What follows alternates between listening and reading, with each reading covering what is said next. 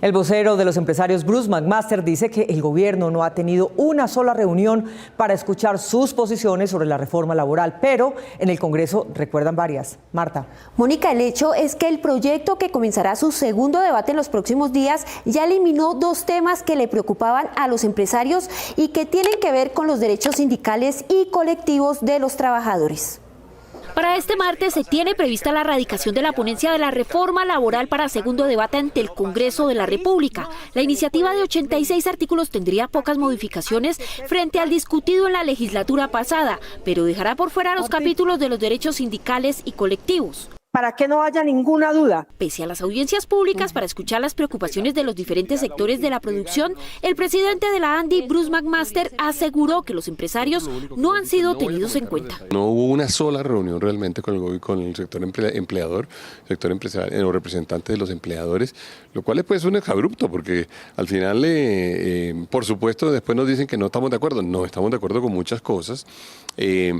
Y quizá tenemos otras propuestas, hemos presentado ya varias. Esta semana los industriales incluso presentarán una propuesta para su discusión. Esperamos que el Congreso, que el gobierno tengan de alguna forma la sabiduría de oír lo que muchos expresamos, entre otras cosas porque desde hace varios meses, ya casi 2 años, se ha venido rompiendo, literalmente rompiendo, todo el ejercicio tripartito que Colombia traía por tantos años. El gobierno y algunos ponentes de la iniciativa aseguran que, contrario a lo que dice la ANDI, los empresarios han sido escuchados, aunque no todas sus propuestas han sido acogidas en el texto. Me parece muy extraño porque yo he escuchado a Bruce McMaster en varias ocasiones en el Congreso de la República. Lo que a mí me preocupa es que los gremios y sectores de los grandes empresarios pretendan que la manera de sentirse escuchados es con proyectos de ley que le siguen quitando los derechos a los trabajadores. El pasado viernes se realizó otra audiencia pública en la que el Ministerio de Comercio pidió mejorar algunos artículos de la reforma para evitar afectaciones a las pequeñas y medianas empresas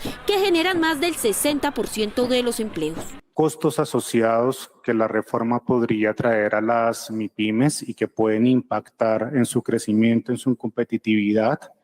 Y asimismo lo que varias personas han expresado en la generación de nuevos empleos que podría verse afectado por la reforma. Creo que esos puntos hay que revisarlos. En la iniciativa, que reanudará su discusión en el Congreso en los próximos días, se contempla que los contratos a término fijo no podrán durar más de 4 años, la formalización de las madres comunitarias del ICBF y un límite de 12 horas extra diurnas o nocturnas por semana.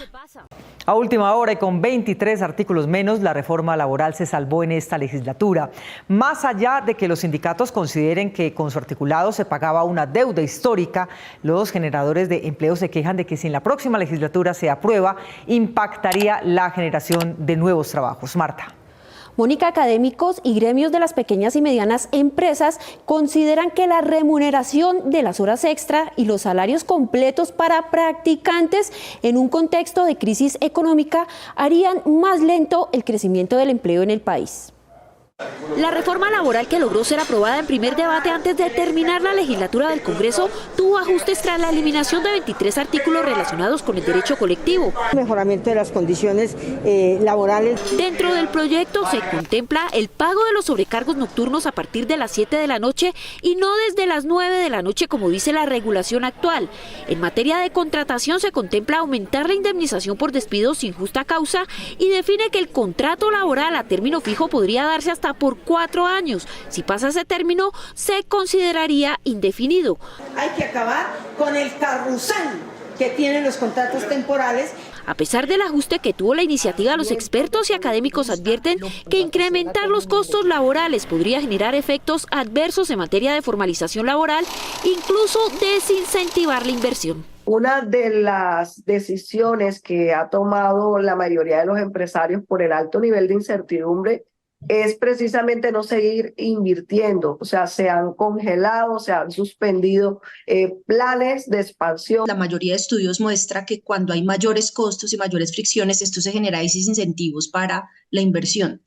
Y en un momento como el que estamos viviendo, de desafíos económicos tan importantes, tan difíciles, pues un mensaje de una reforma laboral, pues no es la mejor. Nos preocupa muchísimo que esto se convierta en un factor precisamente de deserción de las empresas o que no se quiera venir a Colombia a invertir precisamente por los costos laborales. Según los pequeños empresarios, pagar al 100% a los aprendices del SENA podría reducir las oportunidades de prácticas laborales por los sobrecostos que esto implicaría. Si vemos el impacto de ese cambio, estaríamos hablando prácticamente de un pago actual de 975.000 pesos en promedio, pasaría a un pago de 2.020.000 pesos. O sea que en estructura de costos es bastante el cambio. La remuneración del jornal para trabajadores del campo, el aumento de la licencia de paternidad a 6 semanas,